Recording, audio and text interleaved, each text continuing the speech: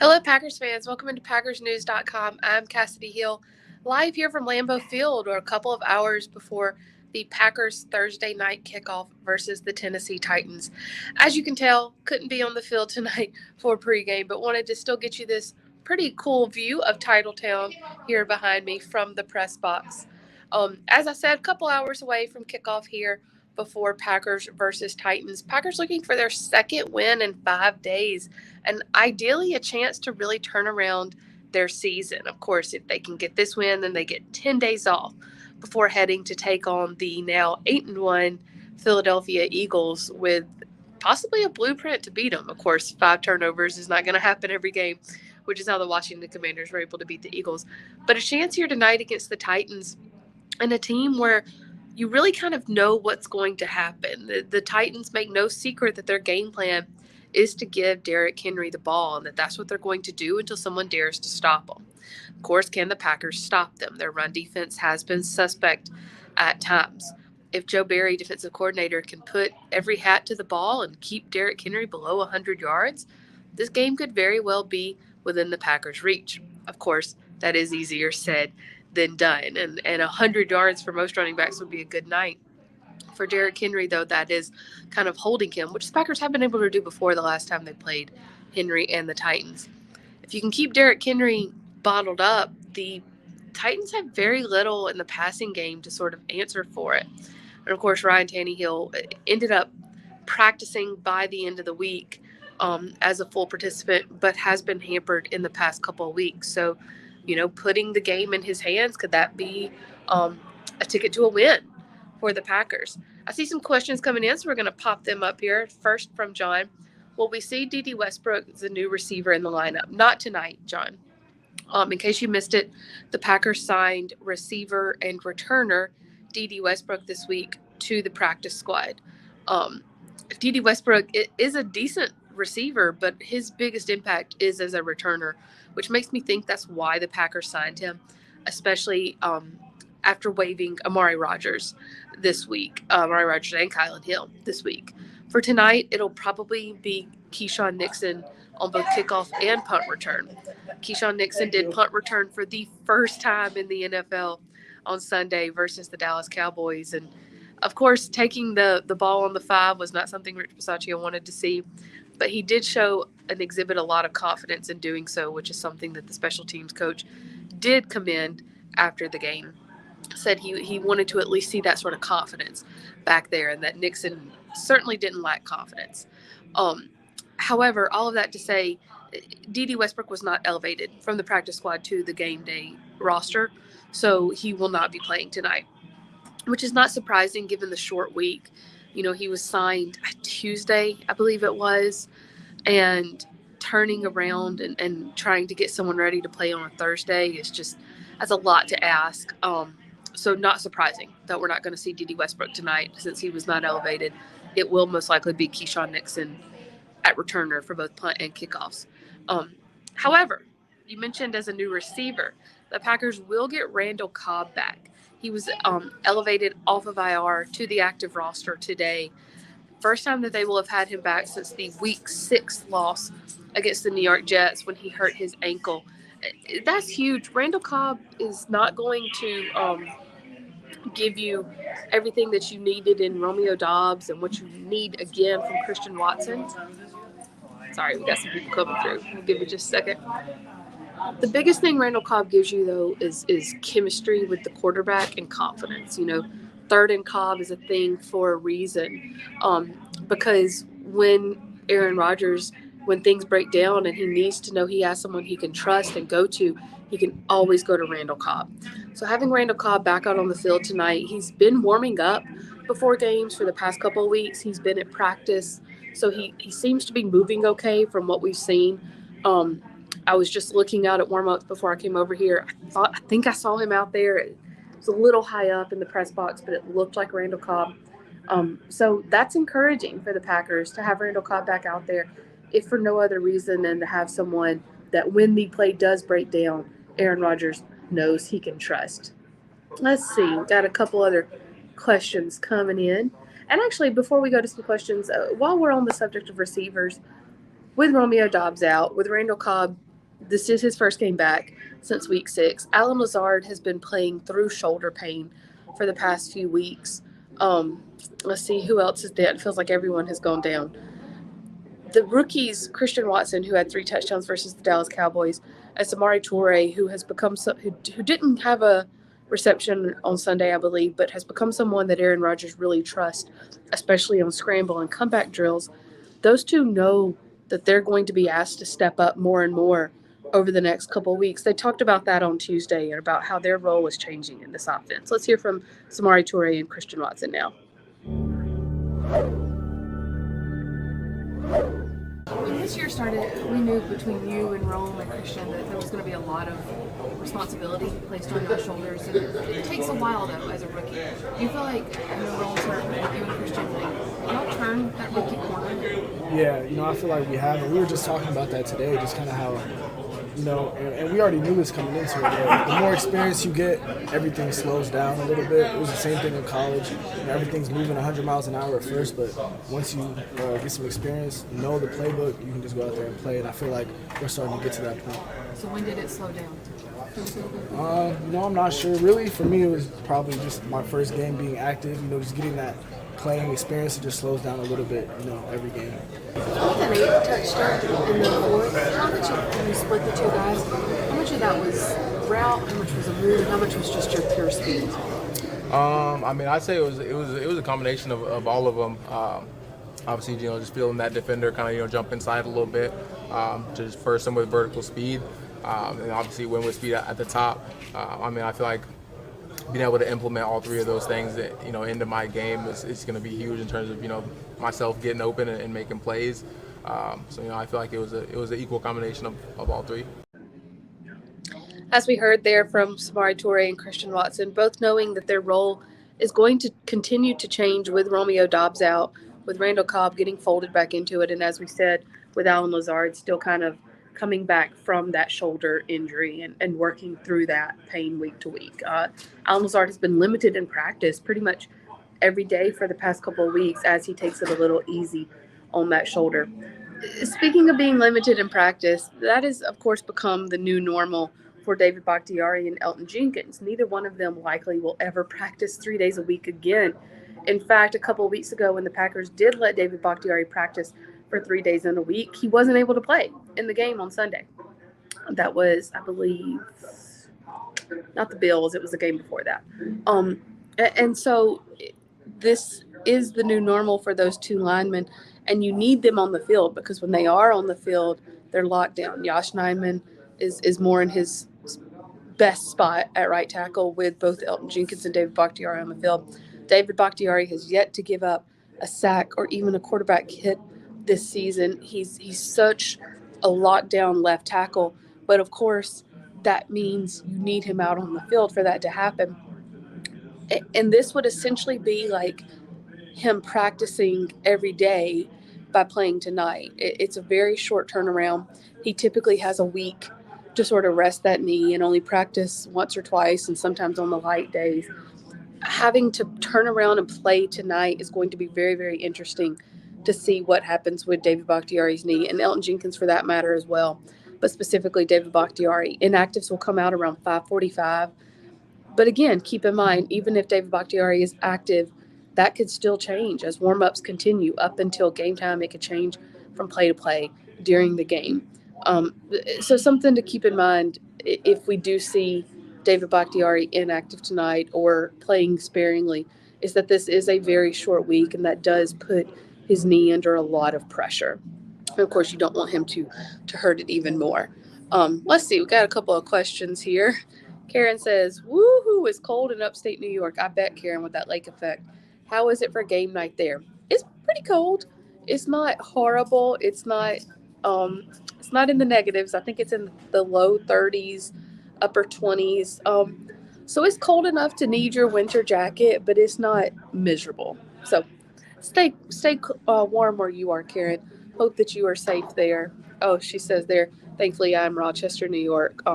Yeah, please stay safe as you have that snowstorm coming through this week. If you haven't heard, that means the Buffalo Bills will be playing in Detroit on Sunday versus the Cleveland Browns. The Bills have a Thursday night game next week. They're in Detroit anyways. And since Ford Field is open on Sunday, they were able to offer it to the Bills. So they'll be playing there versus the Browns on Sunday as Buffalo is under a snowstorm this weekend. Riva says, people expect us to run, but Tennessee has good run defense, so shouldn't we throw more? Yes, in theory. This is actually a really interesting conversation, so I'm glad you brought it up. Let's talk about this for a second. Tennessee has the number one run defense in the league. The Packers' entire offense this season is predicated on running. And you're not going to be able to do that, at least very well, against the number one run defense in the league. So what do you do to counteract that? The answer, you would think on paper, would be to throw more, especially against the Tennessee secondary, which is not near as good as their run defense. You can throw on this Tennessee secondary. However, does one game an offense make? Yes, this offense looked dynamic against Dallas, especially in the passing game. But it looked so good in the passing game because of the run game. The run sets up the pass. By running Aaron Jones and A.J. Dillon on first, second, and third down, especially second down, by being willing to run them on second and third down, you make the defense cheat up, and it leaves you with a single high safety that Christian Watson can beat in a speed race every time. And so, yes, in theory, it makes sense to pass more, but you have to be able to run, especially in this offense. You have to be able to run to pass. So, what do you do when you can't run? You essentially, what I call cheat it. You run wheel routes. You run quick outs to the flat. You put Bobby Tunyon in the flat, and you run like a quick little, 4-yard hitch. You run like you bounce Aaron Jones off tackle. You bounce him outside. You try to hit the edges as much as possible. Of course, still easier said than done. This Tennessee run defense will be monitoring the edges for sure, but the edges are your best bet. And if you can hit the edges in the first and second quarter, you can come back in the second half and start attacking that middle a little bit more with A.J. Dillon, winding the clock down, because Tennessee's going to want to run the ball as well. So if you can score and get ahead in the first half, it's going to force Tennessee to throw in the second half and not rely as much on Derrick Henry. And so you need to be able to throw in the first half again, but you have to run to do that. So I don't have the game plan in front of me. Matt LaFleur doesn't necessarily take my advice. I would attack the edges if it were me. To me, that seems the best counteract to this run defense. And then in the second half, if you do it well in the first half, you can really start to run your offense the way you want in the second half. James asked, does Torrey get playing time tonight? I would assume so, even with Randall Cobb back, because now Amari Rodgers is not here. And so, even when Amari Rodgers was here, Randall Cobb was still playing that spot. But they've got that receiver spot because Amari Rodgers is not on the roster anymore. And Torrey's really sort of proven himself over the past couple of weeks. Even last week, he had a play where if Rodgers had seen him, he was wide open for a touchdown. He beat the guy off the line. He had a step on the guy, and he would have walked in for a touchdown. But I want to say that was a sack. Rodgers just didn't see him in time.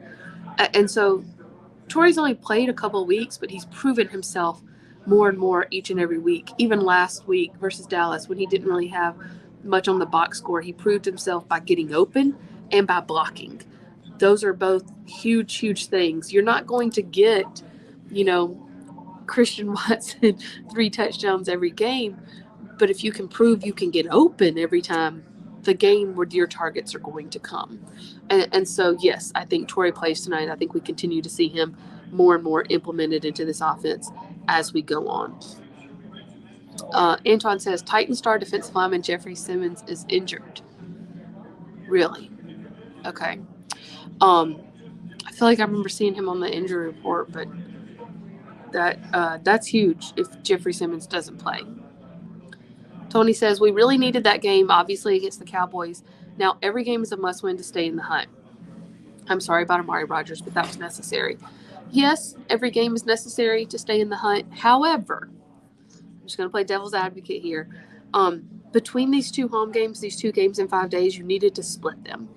And now you've got 1 win under your belt. And the fact that win is an NFC win is even bigger. You technically could could lose tonight.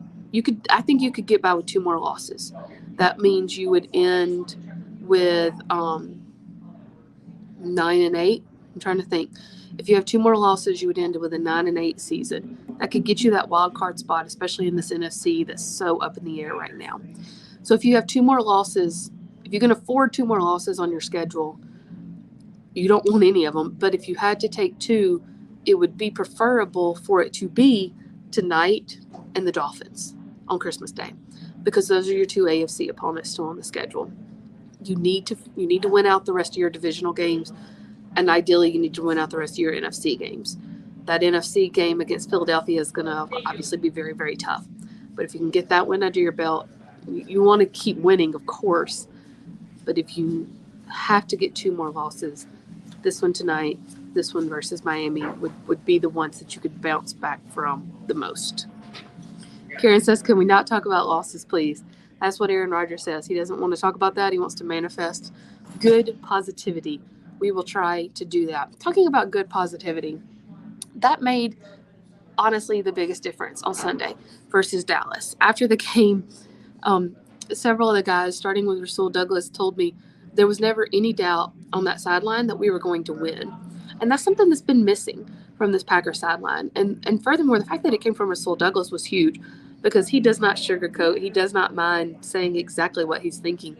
So if he's saying we felt the entire time we were going to win that game, he meant it. He meant it. He believed it. And seeing that mindset shift in the Packers was huge. Can they carry that on again tonight? I'm not sure, but let's hear what they had to say about the biggest difference in their mindset over the past week.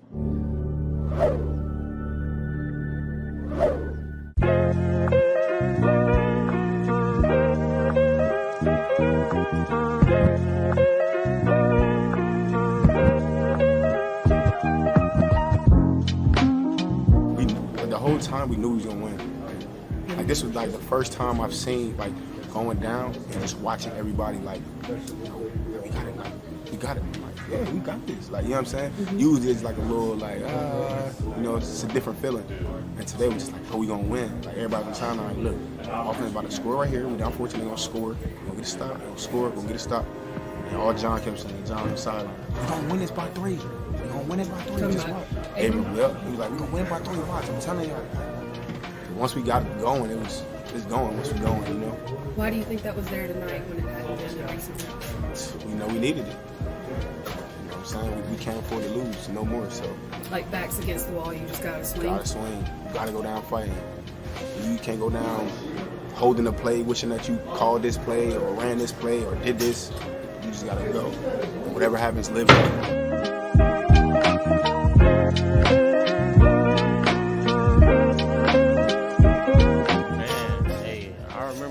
Vividly saying that, you know, like he was getting guys up too.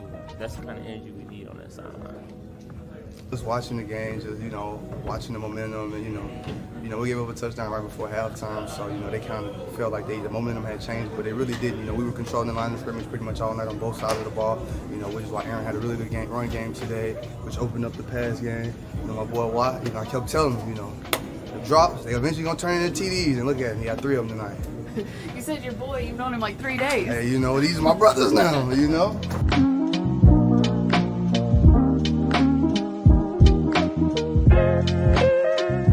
Man, I'm gonna be honest, like today, like the team really rallied together. It was good to see, It was like we was down 14 and, nobody hung their heads, and it was pretty inspiring,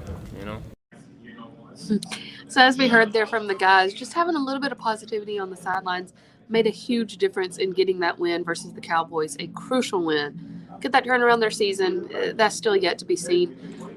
It should be noted that in 2016 they were 4-6, and then they ran the table and they ended up in the NFC Championship game.